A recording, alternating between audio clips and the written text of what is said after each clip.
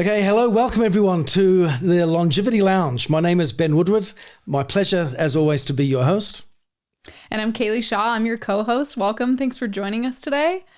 And we have, of course, our wonderful guest, Mac Larsen. Yeah, it's great to be here, guys. Longevity Lounge. This is an exciting time. I love this. I hope you guys are excited too. Yeah, we wanted to take this episode, it's a little shorter than our usual format, to take just a few minutes to explain what are we doing here in the Longevity Lounge. What are we talking about? I think longevity means a number of different things to a number of different people. It's certainly not simply about just good health, although that is really fundamental, right? Mm-hmm. It's a much bigger subject. It covers, gosh, if we're going to live longer, we want to live better, right? It's not just quantifiable extra years in the bank, right? We want to live better. And of course, if we live better, we're going to have some financial responsibility here to live better longer. And we also see that community and emotional health and resilience and that type of thing all feed into the theme and subject of longevity as well. So what you're going to see in these shows is a rich and diverse subject matter of exploring the need for physical well-being, emotional well-being, entrepreneurship, financial health, all of these different things to help us come together to have the absolutely best experience possible of life, because it is multifaceted, right? It is, it's a combination of all of the above that turns life into something sweet and beautiful. So, but from that perspective, Caylee, I want to just kind of throw this at you, where longevity does, obviously at the heart of it, health is right there front and center. Why is this something that's kind of jumping out for you here? Yeah. Well, to be honest, I'm a spry 28 years old, if you can believe it. I know I look much younger, but the topic of longevity really wasn't on my mind because I kind of always thought that I was going to be young and healthy, and so far, knock on wood, or I have been, and I've had the benefit of having my health. But I don't know if you guys are out there, if you've had someone in your family where you've kind of watched their health degrade and had the unfortunate experience of watching that unfold. And I lost my grandfather in January of this year to Alzheimer's, and kind of watching that unfold over the couple years that it did was the hardest thing I've ever gone through. And a little background on my grandpa, if I can give you a little bit about him. So we called him Bop, coolest guy ever. Yes. He's an airline mechanic for TWA before, they were acquired by American Airlines, and then worked for Pratt & Whitney for a while. And just the smartest guy. Always loved listening to his stories, and he always had the funniest stories about, being in business class and the flight attendants. And one really quick I'll share, because I would be remiss to not share one of his stories. So Bob, sharing this one for you. But he was in business class, as they used to call it. He was in business class, and he said, can I get some coffee? And it was a red-eye flight, and she said, "Oh, sir," this is how he told it. I don't know if she really said this, but she said, the flight attendant said, "Oh, sir, it's a late flight. The coffee's been in there for a while." And he said, "Oh, it's all right. If it doesn't burn a hole in the bottom of the cup, you can bring it out." So that was the story, but I always thought it was so funny. And I always think about that when I order coffee on the plane. But anyway, just the smartest guy. And I always looked up to him, and he was always so witty and had a joke for everything, and a rebuttal and a quick little hit. And I'd always try to do that. I always thought that was a funny sense of humor. And he traveled the world for doing all the airline mechanic things that he did, and was one of the top in America. And once he stopped traveling, everyone in the family kind of watched as he started slowing down a little bit. And I went back to visit him.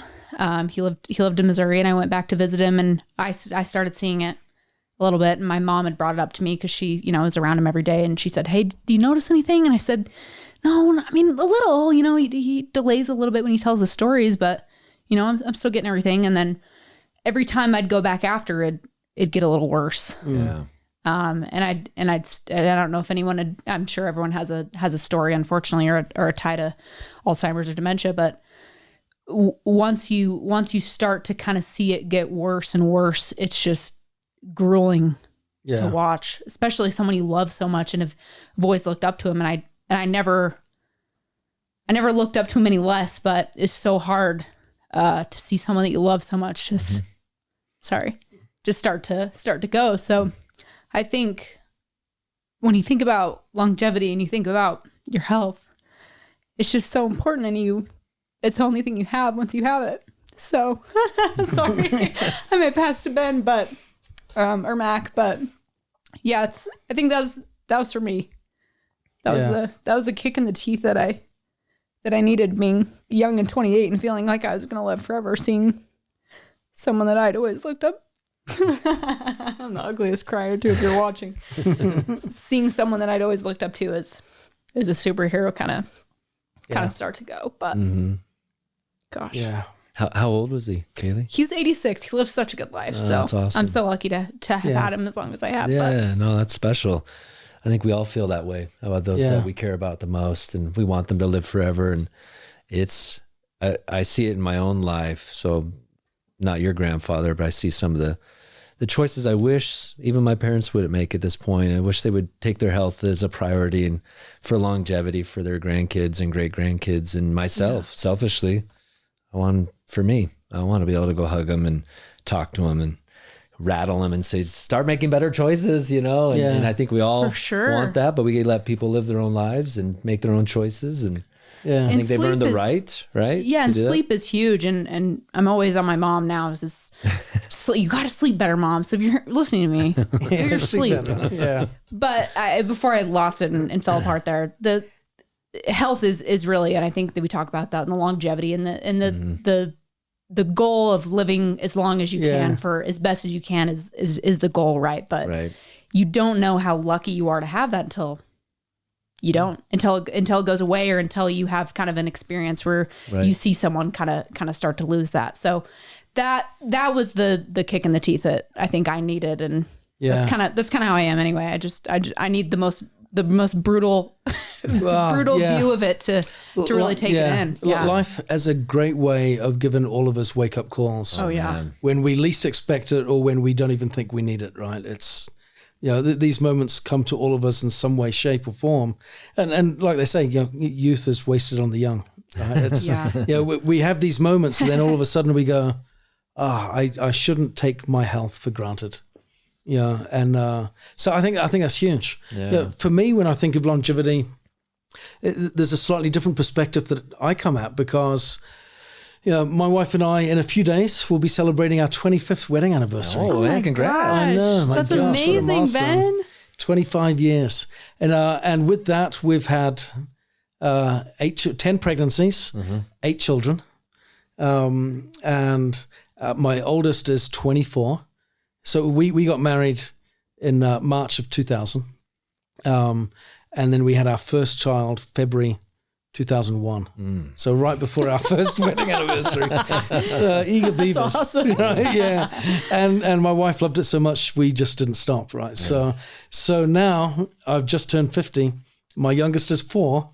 And my daughter, we had 3 kids get married, and now I've got a grandchild already. Wow. I'm a granddad now. Yeah. Oh my gosh. So for me, I look at that. We've had a wonderful 25 years, my wife and I, right? And I have always felt keenly aware of my responsibility to be a provider. When you've got 8 children, it's very hard for both of you to be working. That's a lifestyle choice. Everyone will have their own ways that they shape their marriage and their lives and their families, right? And for us, that's how we've done it for us. Yeah. But that is certainly, gosh, it's stressful nowadays providing for 1 or 2. Being a provider for 10, you feel it, right? And so what's funny is as some of them have gotten older and started to leave home, I thought maybe financially that is less stressful. When they all got married, I had one get married in December of 23, and 2 get married in, I think it was April of 24. Oh my gosh. Right? A week apart, right? So within a few months, like 3 of my children all got married, right? And hopefully small, low budget. I'm like, you okay? Very low cost. Very low. No. You guys are all getting married in the backyard. Like and subscribe for Ben's sake, please. yeah. We're having a GoFundMe afterwards.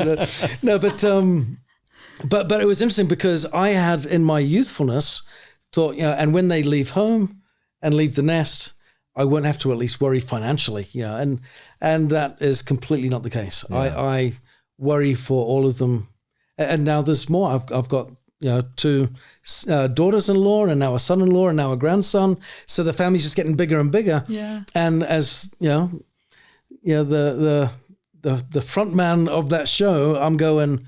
I feel a lot there, in terms of financial responsibility, because certainly, like we were talking about with longevity, you're getting older, which means if you've got more years to live, which is what we all want. Yeah. We want them to be years well spent, right? And so I immediately just lean into the financial side and go, am I ticking all the right boxes? Am I taking control?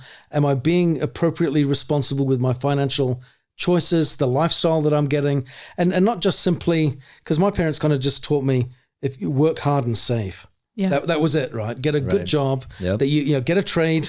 That's what they're going to do. Get a trade so that you can always rely on your own pair of hands to do something, and then save hard, right? Yeah. And stay out of debt.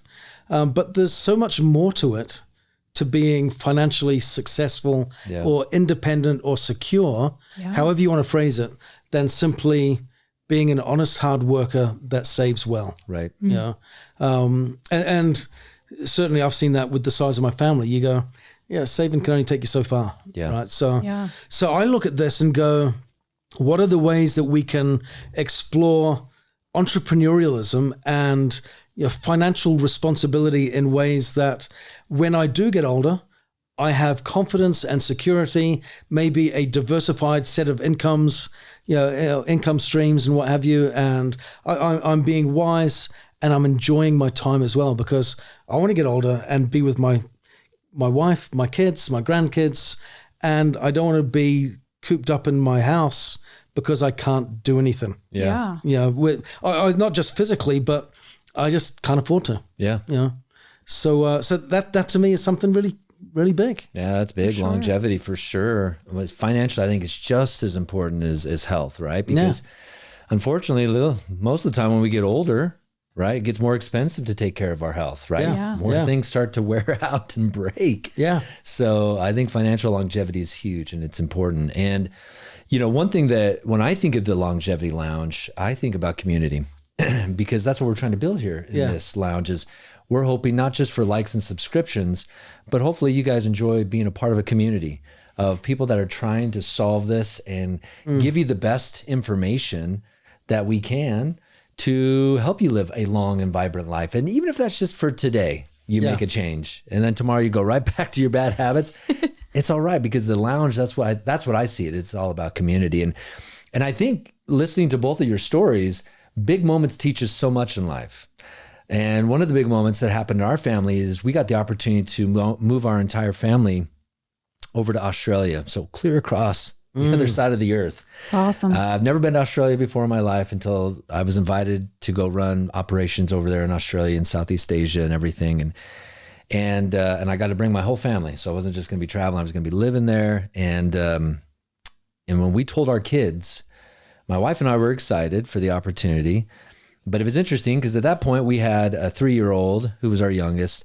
And I think our oldest was, 12, 15, something like that. I can't remember all the dates, but it was fun to see their reactions. The older ones only thought about their relationships and their friendships. Yeah. The younger ones, what about my toys? My toys? Because again, everything stays in this house. To come to Australia. Is Thomas coming? Right, exactly. What about this plushie I got?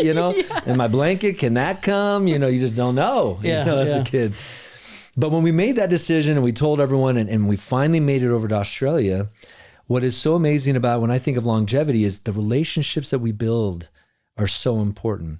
Because I didn't know anyone. Yes, I had the fortunate ability to go to an office and meet people.